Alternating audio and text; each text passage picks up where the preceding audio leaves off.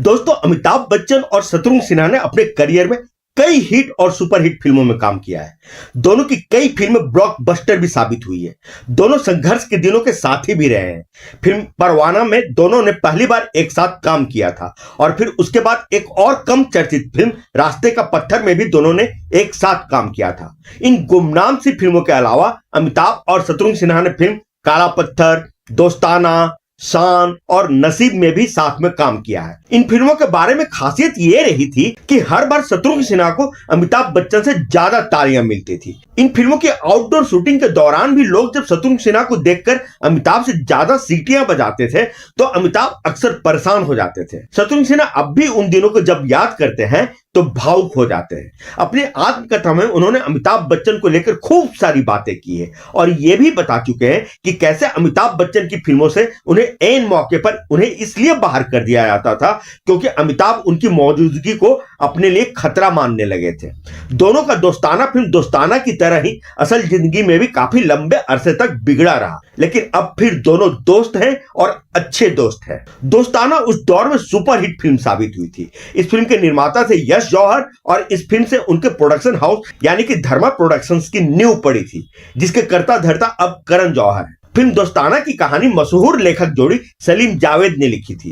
कहानी दो ऐसे दोस्तों की थी जिनकी पढ़ाई तो साथ में हुई थी, लेकिन जिनमें से एक बाद में बन गया पुलिस इंस्पेक्टर विजय तो दूसरा बना वकील रवि। फिर धीरे धीरे दोनों अपने अपने पैसे की बुलंदियों तक पहुंच जाते हैं, लेकिन दोनों कभी एक दूसरे के काम में दखल नहीं देते। फिर एक दिन एक खूबसूरत लड़की शीतल थाने में छेड़छाड़ की रिपोर्ट लिखाने आती है तो वहां पर उसकी मुलाकात विजय से होती है। उसी रोज शीतल की मुलाकात रवि से भी हो जाती है। रवि मन ही मन शीतल को चाहने लगता है लेकिन कह नहीं पाता। विजय अपने दिल की बात शीतल के सामने रख देता है और फिर दोनों का प्यार धीरे धीरे परवान चढ़ने लगता है। वहीं रवि शहर के एक बड़े अपराधी डागा के लिए भी काम करता है। विजय और शीतल की प्रेम कहानी जब रवि को पता चलता है तो वह अंदर से टूट जाता है। फिर हालात दोनों को एक ऐसे मोड़ पर ले आता है जहां विजय का फांसी के तख्ते से बचाना या उस पर झूल जाना रवि के हाथ में होता है। शीतल अपने प्यार को बचाने की फरियाद लेकर रवि के पास जाती है और इसके बाद जो होता है वह फिल्म के क्लाइमेक्स की नींव रखता है। फिल्म दोस्ताना में प्राण,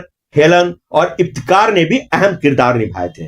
फिल्म बॉक्स ऑफिस पर सुपर हिट साबित हुई थी और कमाई के मामले में साल 1980 में रिलीज हुई फिल्मों की लिस्ट में दोस्ताना चौथे नंबर पर रही थी। उस साल कमाई का रिकॉर्ड फिरोज खान की फिल्म कुर्बानी ने बनाया था, जिसमें फिरोज खान पहले अमिताभ बच्चन को लेना चाहते थे लेकिन बाद में फिल्म बनी विनोद खन्ना के साथ। इधर दोस्ताना में यश जौहर विनोद खन्ना को लेना चाहते थे लेकिन बाद में फिल्म बनी शत्रुघ्न सिन्हा के साथ। दरअसल यश जौहर अपनी इस फिल्म के लिए निर्देशक के तौर पर देवानंद के भाई विजय आनंद को लेना चाहते थे।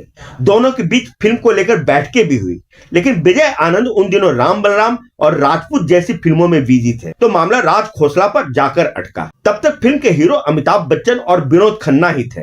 विनोद खन्ना को हीरो से स्टार बनाने में राज खोसला की फिल्मों का बड़ा हाथ रहा है, खासकर मेरा गांव मेरा देश, कच्चे धागे और मैं तुलसी तेरे आंगन की तो क्या ही कहने थे।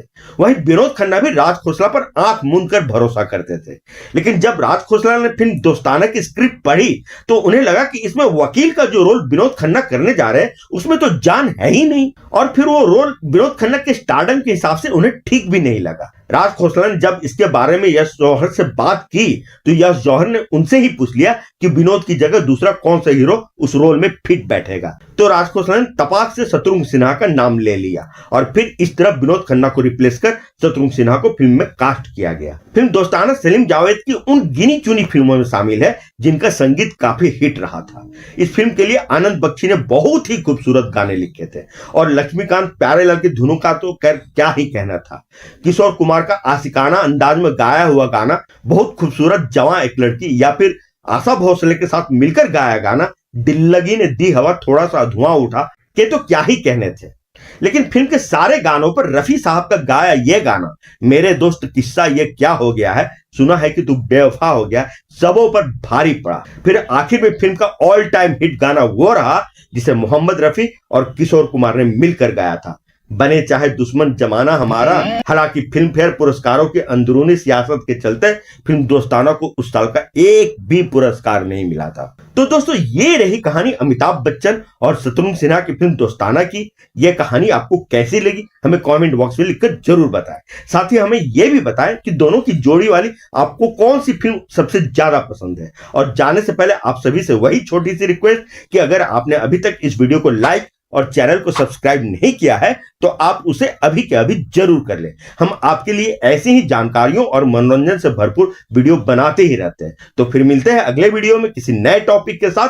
तब तक के लिए आप सभी को आपके दोस्त और होस्ट आकाश वर्मा की तरफ से प्यार भरा नमस्कार।